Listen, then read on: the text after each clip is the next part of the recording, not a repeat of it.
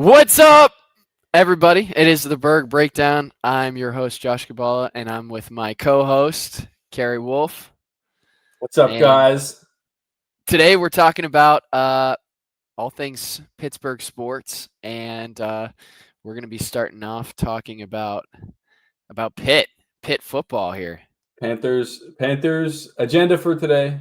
Panthers, Steelers, Pens, Pirates, Penn State. Yeah, a In lot case you of didn't think Penn State was lumped into Pittsburgh sports, it is. It's because I'm here, and so it is. If Josh wasn't here, we're not talking Penn State. It's too far Absolutely away. no. It's But close. It's actually closer to Pittsburgh than Philly, though. So it'd make more sense for us to talk about it than anybody in Philly, and nobody in State College does podcasts. So it would first have to thing, first thing about this podcast you're gonna know is how much we don't like Philly. be. Yeah. So Philadelphia. Philadelphia. Okay. We're just gonna. I guess we just go right into this here. Wait, hold on. Let me see. Yep, we just go right into this here. We talk about Pitt. We got a big game tomorrow against Notre Dame. How are we? I mean, I know you don't know too much about Pitt football, but like, what do you, or at least don't follow it that much? Do you, from what you know, what do you think? Like, they gonna take home a dub, or are they gonna get steamrolled? Listen, they're supposed to get steamrolled. I just checked. Notre Dame, 12.5-point favorites. That's a lot of points, right? Elephant in the room. That's a lot of points, right? But if you can recall from, was it last year? Last year, Notre Dame lost to a MAC team, Northern Illinois University. They did at a game-winning field goal. Yeah, they're not unknown to massive upsets, and that had to be a bigger 12.5-point favorite. Yeah, that had to have been like a 28-point favorite. I watched that game. It was like 16-13 game. Some Marcus Freeman disaster class. It can happen.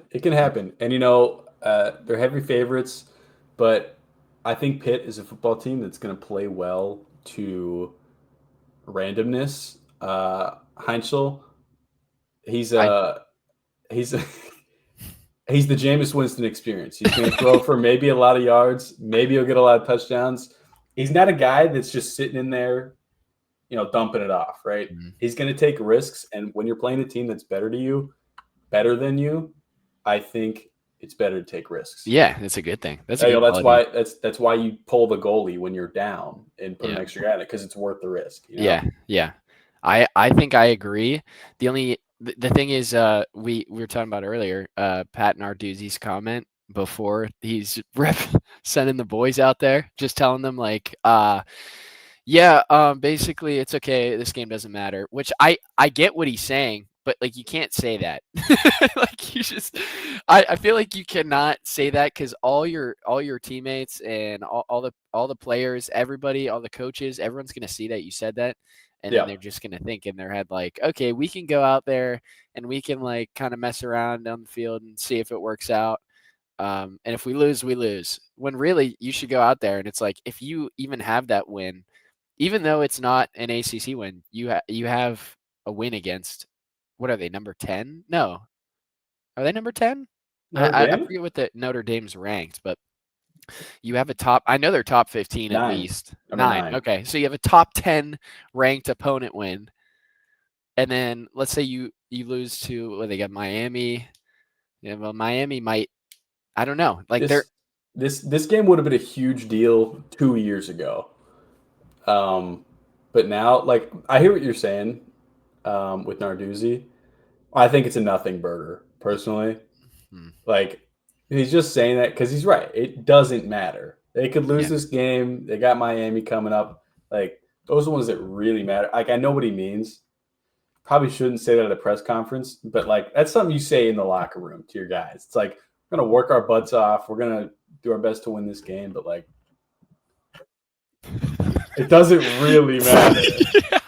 Just tell KDKA, like, yeah, we actually are not prepared for this game. We do not care at all. Yeah, I don't know. I mean, I saw a lot of people fired up, but I get what you're saying. Like, That is true. Like, it really isn't a must-win game, Yeah. which is what the question was. Like, do you look at this as a must-win? And he said, absolutely not, because it really isn't. Like, it's not a Not. must-win. You It's don't need to win objectively it. not a must-win game. Yeah, yeah. Um, College game day is down there though. You head down. Heading down? No, I'm not heading down, but a lot of people headed down today for the Pat McAfee. He did his show Mm, outside Acrisure. And do you know who Brandon Davis is?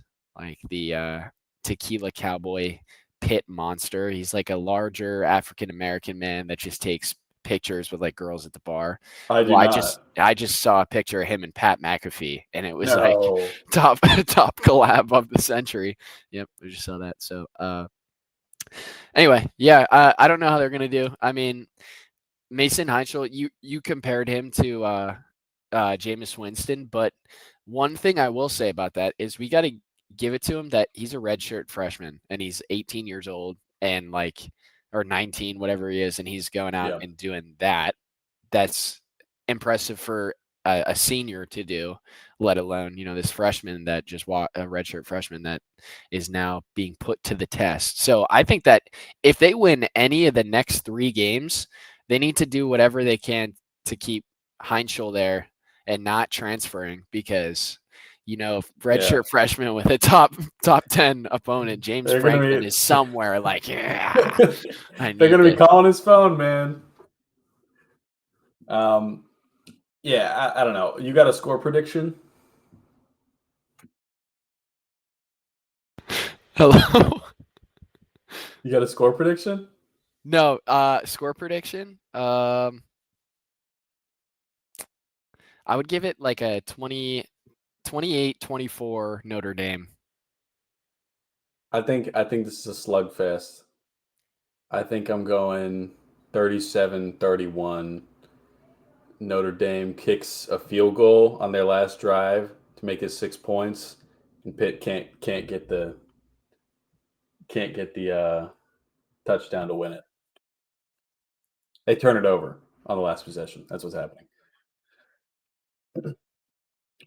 I think that's gonna wrap up Pitt for me. I think we move on to the Steelers. Just an overview of last week. Pretty ugly loss to the Chargers. Probably one of the worst football games I've seen in recent memory from the Steelers. And then we got a rematch of the Unk Bowl this week, Viagra Bowl, whatever you want to call it, right? Yeah. I think first you got to talk about the Chargers game. Can you hear me all right, by the way? You sound like you're in a fishbowl. So this was a great time. My headset died. So headset just died. So anyway, we got to talk about the last game, the Chargers game. That could not honestly have gone worse. We got another example of Roman Wilson, random touchdown that didn't matter. Chris Paul hit Is the clutch Roman three Wilson to cut the the lead. NFL's Chris Paul? They're both really short.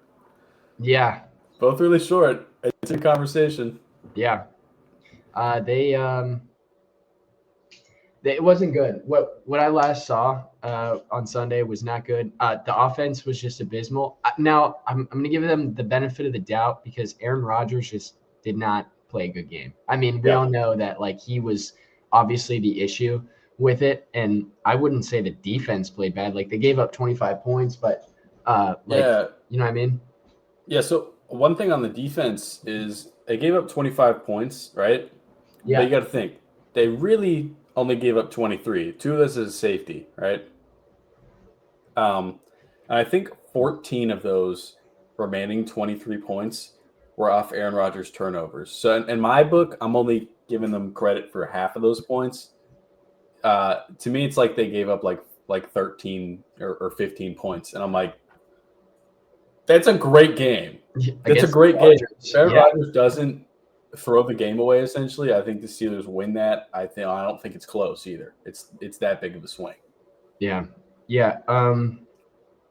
I think that if Aaron Rodgers was locked in on Sunday, that would have been honestly like a 27-13, just beat down on Sunday Night Football. But then you got to think it's prime time. So Coach Tomlin, He's ready to win. he was not ready to win. But that kind of gets you looking at Sunday. I mean, you got the Unk Bowl, the Icy Hot Bowl rematch, which I mean, I'm not trying to be cocky about it, but you can when do we lose to the Bengals? Twice, right? Like, you have to look it up. I don't remember the last time the Steelers lost to the Bengals twice. Yeah.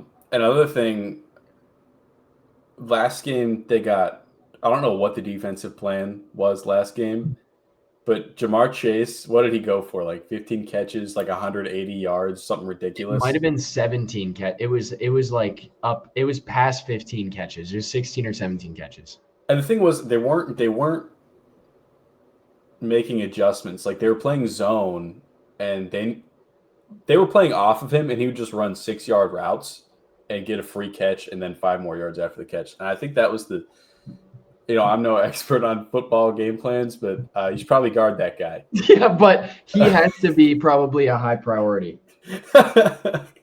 So I don't know. I think that changes. I don't think Joe Flacco does that again, right?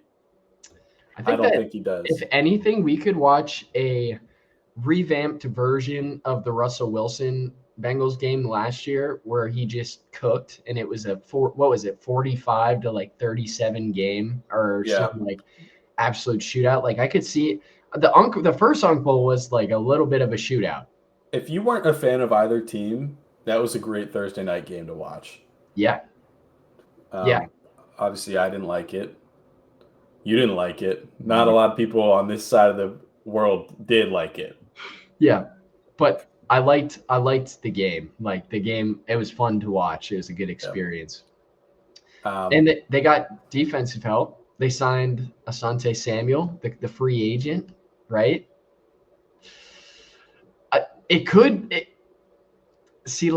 Spinal injuries are not good, and coming back from them and hoping that you're still that guy, that's a big ask. He was that guy before he was gone. But yeah, spine injury is not great, especially when you're a tackler. It's not easy on your spine. Ask Ryan.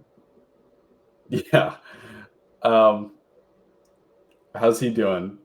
Not well. Yeah, Shazier divorced. Yeah. Hitting on 19-year-olds at Tequila Cowboy. Sorry. It's a true story. Asante Samuel, get ready. Yeah. Get ready. Get ready. I think he might like LA better for that, but yeah, I don't know. I don't even think he's going to play this week. No? I don't think he will.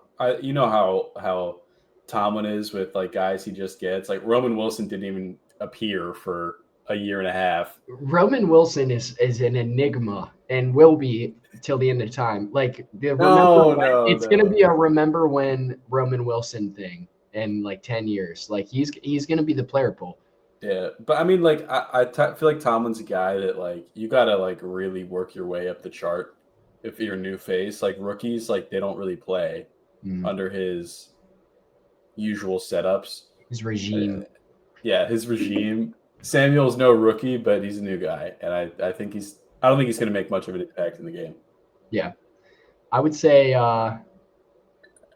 with him, if him, Joey, Ramsey, and Deshaun, if you have Deshaun in there and he's healthy, they on paper, y'all should be giving up no yards. It's a solid unit, except I think that I think everyone is solid. There's no number one guy though, you know what I mean? Just because Jalen was playing safety last week. Yeah, which was different. I don't know why that happened. They did mention. Well, I actually do know why that happened. I could tell you why, because we don't have a safety. So it's if you guys remember Juwan Thornhill, he's currently on the unemployment roster. He wasn't much of help after the Green Bay incident where he was full. Michael Jordan backwards trying to get that ball. Ever since that play, Art Rooney said no more. Not great. Yeah, never do that again. If I had a nickel for every time a incredible formerly incredible corner came to the Steelers and moved to safety, I'd now have two nickels because Pat Pete did this a couple years ago. Pat Pete, the cornerback, they were like, he's not keeping up with his man. They're like, put him in safety. Put him They're like, he's not downfield. keeping up with the field.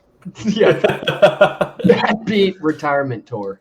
Jalen Ramsey's more talented than him now, so he'll be all right. I'm actually.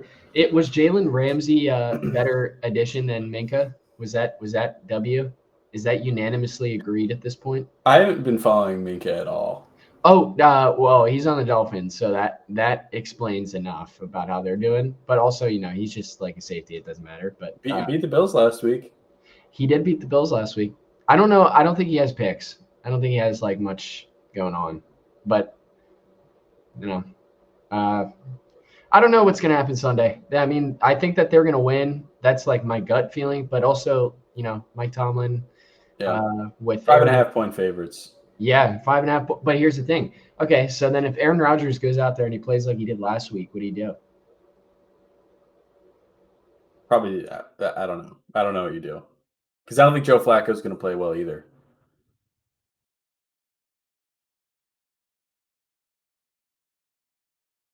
Did we lose you? Hello? Did you lose me? No, I think I lost internet, but I'm good. Gotcha. I'm back now. Hey guys. We're back. Yeah, I don't know. Today.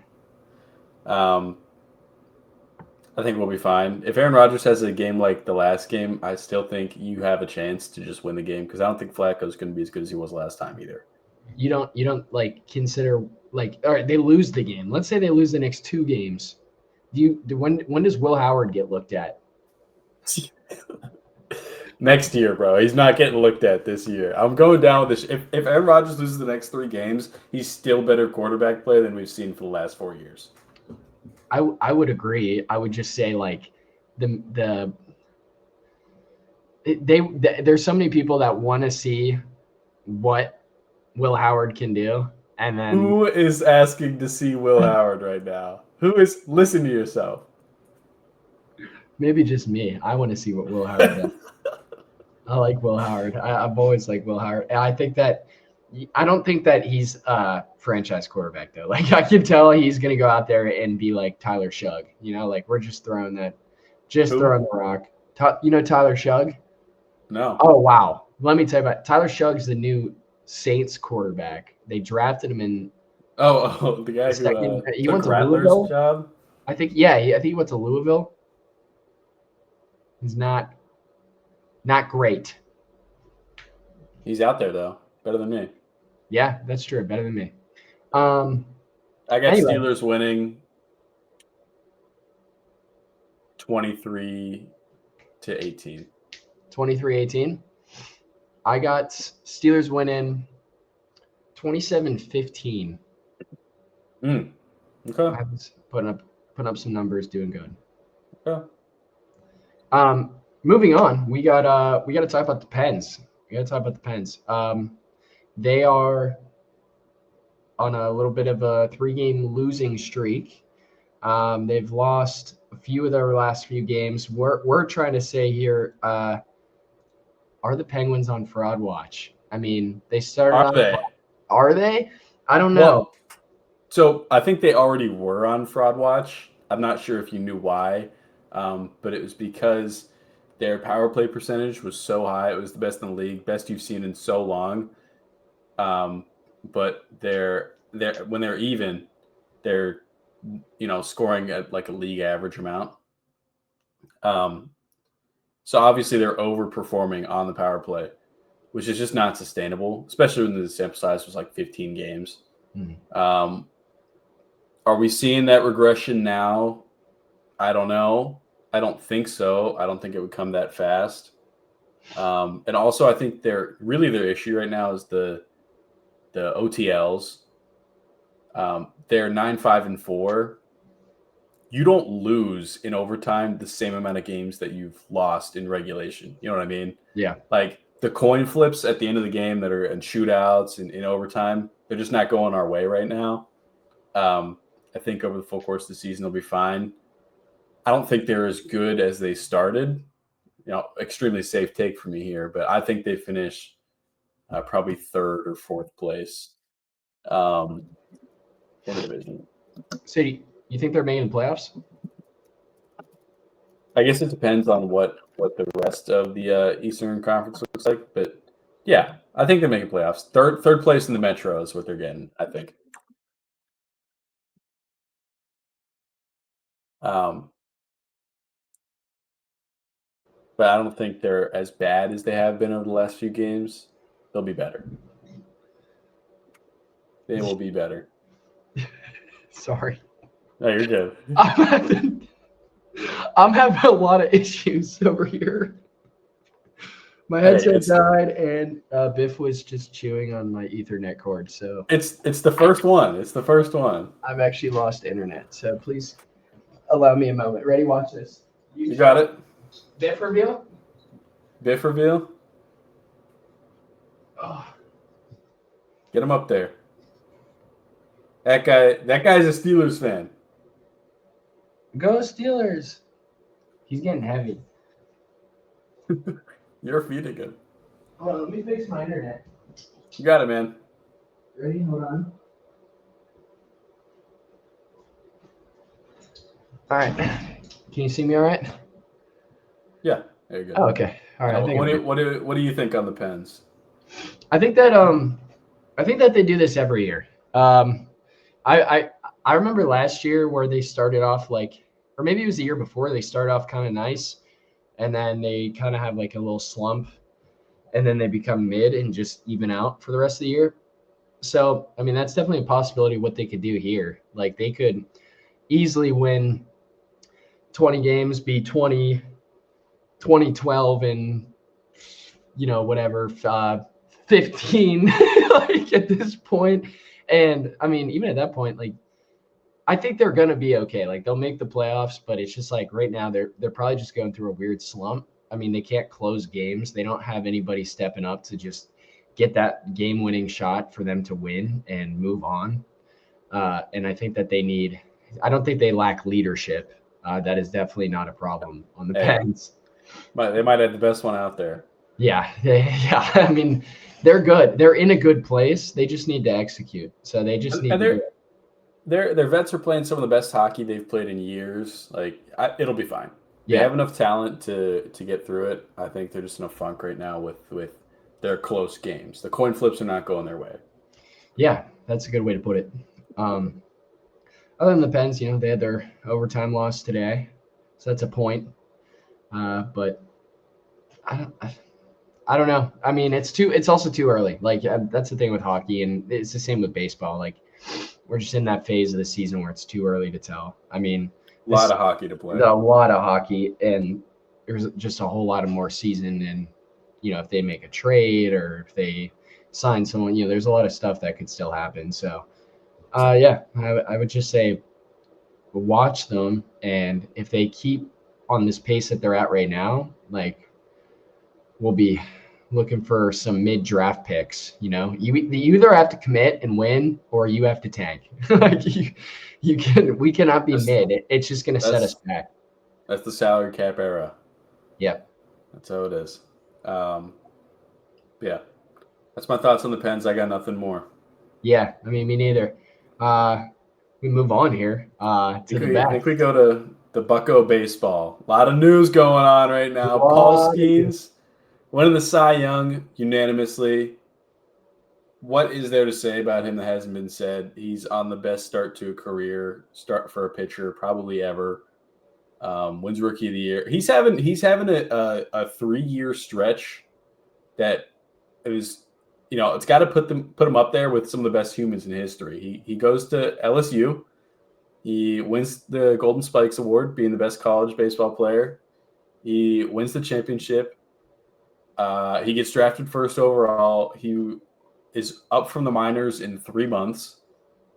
He starts dating Libby Dunn. He becomes the Rookie of the Year. Yeah. And then comes back, starts the All-Star game last year after 8 starts, and then has an incredible year this year, starts the All-Star game again. and wins the Cy Young unanimously. First time, I believe, since Sandy Alcantara in the National League, which is like 5 years ago. Yeah. So they said third Pirate ever. Yeah, third Pirate, last since Doug Dre back in 1990. So well overdue for a Cy Young win for the Pirates. But yeah, what is there to say about that guy other than I'm looking forward to next year and hopefully more after that. But yeah, you never know. He's going to be one of those players like that no matter where he goes, like you're going to be a fan of him. Like he started off here and he started off his foundation as being maybe the GOAT, maybe the greatest pitcher, but then you got to watch him do it for the Dodgers. Yeah. So yeah, and he's so uncontroversial. It's like the guy's kind of boring, if we're gonna say it. But it's fine because he was born to go out there and throw a baseball 100 miles an hour right down the zone and say, try and hit it, and you can't. Yeah, that's what he was meant to do. That's all he cares about. So I can't hate that. If he wants to win, he wants to win. Hopefully it's in Pittsburgh this upcoming year. Got some young talent coming up. But yeah, Paul Skeens wins the Cy Young unanimously. Obviously. Obviously. You saw like every Twitter reply like on the Skeens day where it was like, Paul Cy Young now. And it's like, that just had to happen. He had a 10-10 record, right? 10-10. So that doesn't reflect at all. Like what season? He had a better season than last year. He only played like half, whatever, right? Like half, a little over half last year. Yeah. And he had a better year, I would say. It seemed like he had a better year. Like he had probably 2 or 3, I would say, like bad starts, bad games. Yeah, he's great. And I saw a video of him. They asked him like, what are your plans, or what do you have to respond to like all the trade rumors going on? And he just said like, I'm here in Pittsburgh. Like I want to win in Pittsburgh, and I want to be. He said there's 29 teams that don't expect us to win, and I want to be the part of the 26 guys that want to change that. And like, that just instills some sort of hope in me. Like that's the guy you want on your team. Yes. So pay him now for 10 years. Just pay him now. I might bankrupt Nutting, or that's what he wants you to believe. Might bank. You mean bankrupting? Don't get me started rattled on that guy. Well, actually, I will get you rattled on that guy because I'm seeing a lot of reports out there. I think it was Bob Nightingale saying that there's reports the Pirates are going to be increasing payroll about $30 million from where that is right now.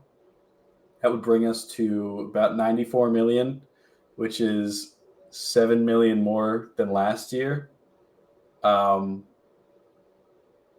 my analysis of that, $7 million is not enough more to make this team what it needs to be. I didn't know that. I didn't know that 30 million was like the rumored number out there. That's the number. And you know what? Who knows if that number includes Mitch Keller? Because he might be on the trade block. We might have seen his last start as a Pittsburgh Pirate. I cannot wait to watch him as a Baltimore Oriole next season. I can't wait. The Adley Rutschman Mitch Keller trade is going to hit like crack. Straight up too. It's going to be a straight up trade. Just send him. I don't know. Yeah, so they're going to spend about $7 million more. You have obvious holes at third base. You need a couple outfielders. I think first base is short up. I'm set on Hank at catcher. I'm set on him. And Connor Griffin's going to play shortstop. Who you got at third? We have a hole at third base. I have no one at third. There's no one in this. Tree is a guy that you'd like to have as your 26th man. If he's playing every day for you, you're in trouble. Okay. Well, we might be in trouble, but we don't know yet. We got a whole offseason ahead of us. Yeah, we do, and the Pirates are probably gonna be brought up a lot. I'm hoping that 30 million is closer to a 60 million. I think we should double that number, but There's no reason the Pirates can't spend as much money as the Cincinnati Reds or Kansas City Royals. Yeah. Or Milwaukee Brewers. Yeah. I mean, no reason. Why are the Pirates spending Rockies money? Like what are we? No one's going to their games. Do they spend? The part with the Rockies is they actually have no hope, but the Pirates do. So let's okay. do something about it. Okay, yeah, that would make sense also. I was gonna bring up real quickly some other Pirates news. We got Andrew McCutchen handing out Black Ops 7 game codes, as you guys can see here. He put this on Instagram yesterday. Andrew McCutchen has partnered with Call of Duty in a game-breaking. Is that a real partnership, or is he just feeling good today? Well, I'm gonna put this up one more time. Hold on. Let me see this. If you look, he even tagged Call of Duty. Wow. I guess you can't see it. It's posted by him because of our bar, but this here. Wait, hold on. These are codes. He tagged Call of Duty, and so either he got hacked by Call of Duty themselves, or Andrew McCutchen will be the newest Warzone skin. How can you not like this guy? How could you not like him? He's the most lovable guy in baseball. Great athlete, great person, and he's given Call of Duty to the kids who need it. Yeah, he's doing it for the youth. That's honestly all it is. He's just giving Call of Duty out to the youth. That guy's all-time great. And then lastly, about the Pirates, I got to bring this up. So I saw this tweet. I would like you to read it aloud. This is what the. I actually did see this. Did you see this? I did see this. I think it was yesterday I saw it. IKF was Clubhouse Cancer. Jared Jones likes the tweet. Do you know why that's going around? IKF's Clubhouse Cancer. I don't know the reason why people are doing IKF. So yesterday, obviously Skeens wins the Cy Young. But early in the day, there were reports from, I think it was a Yankees beat writer, saying that Paul Skeens had been telling his teammates that he wants to be in New York. He wants to play for the Yankees. Obviously, knowing Skeens, type of guy he is, that's not something he would say. That guy's kind of a put your head down and work guy, not a look how good these guys are. I want to join them. He's not a Kevin Durant. If you can't beat him, join him. That's not him. All right. And most people, I don't know if this is confirmed, if this is a made up story from the beat writer, but I think a lot of fingers are being pointed to IKF as the guy as the anonymous player who's saying that Skeens was saying this. And so everyone thinks it's IKF. That tweet was made. IKF's a Clubhouse Cancer. And Jared Jones apparently liked that tweet, which to me is confirmation that that's who it was. Does it get more obvious than that? I mean, listen, and IKF was a guy that we brought over. We brought over at the trade deadline last year in 2024. And we collapsed there, obviously, in 2024 season. The Brian Dale Cruz set us back centuries. You could tell that IKF did not want here. He did not want to be here by the end of it. Because also he was struggling too. And this year when we started out terribly, I know IKF was upset about being on the Pirates. He was upset at not being traded at the deadline. Of course, he was released at one point, or outrighted, I think is the correct term. Outrighted. So he could play for the Blue Jays in the World Series. Yeah. But he didn't want to be in Pittsburgh.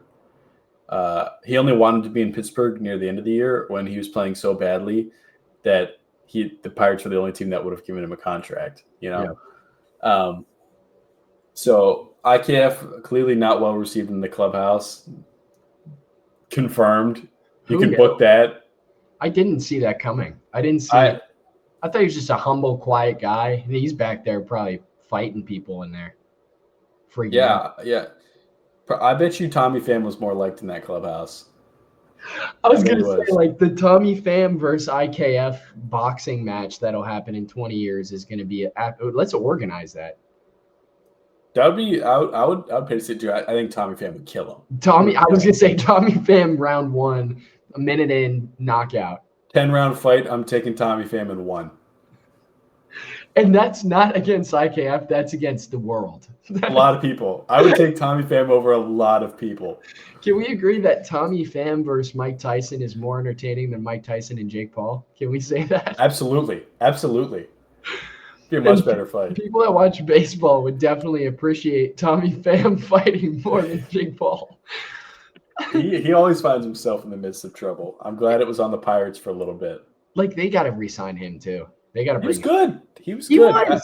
If he's one of the if he's your extra $7 million, by the way, I'd take him because we got a good bang for his buck, especially after the glasses or the contacts debacle. Like, he was legitimately a great player. He did not slow down either, really. Like, he kept his pace of being pretty good after his eye stuff.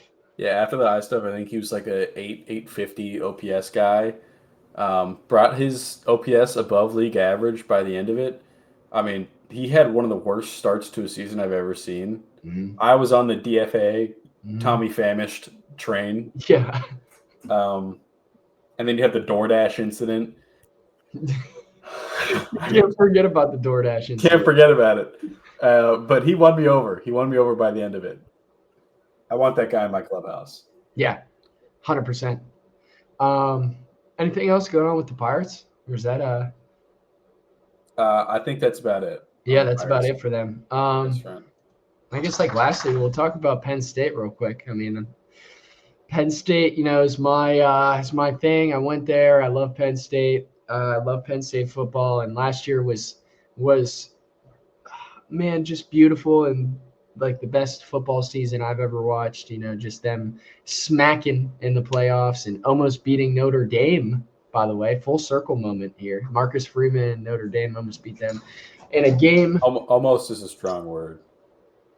Game-losing interception. It was 24-27 final score. Drew Aller threw a game-losing interception. And this was the first of that. He hadn't done that before. He hadn't really done that in a big setting before, so he did that, and then he did it about 4 more times this year, which has led us to where we are. Almost beat Indiana last week. That was, I think, the first time Penn State covered the spread as well. They lost to Indiana in a heartbreaker, and I watched the game and I knew, after I had sent out my horde of texts when Penn State was up, saying, like, guys, thanks. Thank you, Evan Peluso, for that comment. Okay. So they were they were up. I knew that they were going to lose that game. I sent a horde of texts, like, bragging about how we just beat the number 2 team in the country, and I knew that they were going to lose. Did I know that they would lose off a shoestring in the end zone? Unreal catch. Unreal. Yeah, unreal. Yeah, it was just I fell to my knees. That was unreal. So where they are right now is, they just got to win out and pray for a bowl game. In the Lockheed Martin Bowl against Ohio University. Yeah, what do you need 6 wins for a bowl game? All right, so they got 3 games left. If you look at their schedule, like, it's not difficult at all. No. They should win all 3 games. They should 100% play in a bowl this year. And, OU is not good. That's where I went to school, by the way. I went to Ohio University. They're not good, but they're at the top of the MAC, although they did just lose to Western Michigan, which is definitely a team that exists. But they lost. But they did beat WVU. They put up a competitive game against Rutgers, right? These are teams that have a non-zero chance of meeting in a bowl game. It won't be a good one, but if Penn State can win out, we might have an interesting game between the Bobcats and the Nittany Lions. I got the Bobcats in that one. Nothing to lose, everything to gain. You're saying that to Penn State, who has already lost everything, picked it back up, then lost it all again. Like this is the lowest their football program's been since. You know what I mean? Like they haven't been this bad in a long time. Since what? Yeah, I'll just throw this out there that OU has more Power 4 wins this year than Penn State. But we actually don't have one. Yeah, and OU has one. They have one. Yeah. But the future is grim. Dark days ahead for Penn State, but they'll bounce back. Yeah, they get a coach and a quarterback. I'll stand corrected. They won't bounce back, but the rankings will put them, for whatever reason, at like 15 to start the season. They'll win 4 or 5 games against opponents that don't matter, and then they'll play Ohio State and lose and be unranked again. Because they're not going to get commits after this sort of year. You know what I mean? Yeah. I mean, that's going to be their problem. Recent. That's going to be the hardest part for them. Probably is the season's cooked, and it was cooked 4 weeks ago, but the future is not looking great. But yeah, maybe they make a good coach hire. Yeah, I mean, get a good coach, get a good transfer quarterback, and maybe you can make something happen. But other than that, I mean, they play the Spartans tomorrow at 3:30, so we'll see how they do. Grunkemeyer, Coach Terry, see if they can put something together and get Penn State's finally a Penn State win. So, can we also talk for 1 second about this game being at 3:30? Penn State is playing a nobody at 3:30, and Pitt Notre Dame is playing at noon. Is it noon? Noon. Why are they playing at noon?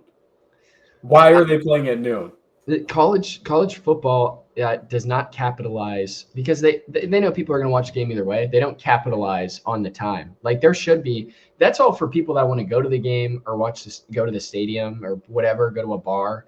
They, like damn well, like when they have a noon game at Penn State and it's Penn State, Ohio State, they sell out no matter what. Like it doesn't matter that the game's at noon. It's just tough. It's tough putting 2 ranked opponents at noon on an Eastern time. Yeah. Like those guys in the West, it's 9:00. Yeah. This is a big game. Well, yeah. I don't think it's a big game. Neither does the coach. Game doesn't matter. Not me. It's a must lose. I mean, man. Anything else for you for Penn State or anything you want to talk about? Nothing. No. All right. Well, I think that this might conclude the conclusion of our first episode of the Burgh Breakdahn. Sorry. Thanks for tuning in. Kerry, any last words? Steelers are winning the Super Bowl. Steelers are winning the Super Bowl. Thank you all for watching, and we'll catch you next time. Peace.